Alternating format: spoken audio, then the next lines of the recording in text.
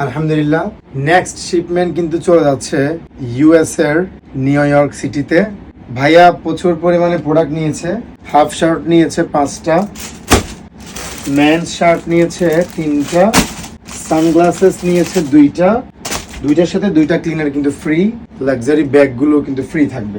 সবচেয়ে বেশি যেটা নিয়েছে, কারণ আমাদের প্রোডাক্টের প্রাইসগুলো আমরা খুব রিজনেবল রেখেছি।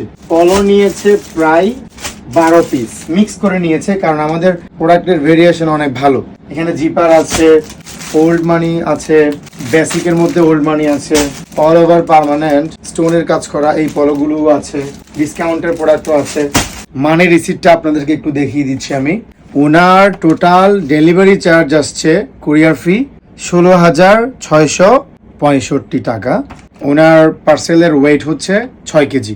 যেহেতু এটা ইউএসএ যাচ্ছে, সো এখানে পার কেজি 2300 সামথিং পড়েছে। সো আমার কথা হচ্ছে, কুরিয়ার ফি বেশি দিয়ে কেন ওনারা পার্সেলগুলো নিচ্ছে? ওনার প্রোডাক্টের প্রাইস এবং কুরিয়ার ফি দুইটা মিলে প্রায় 35,000 প্লাস খরচ হয়েছে। তারপরেও ভালো, ওনাদের মুখেরই কথা।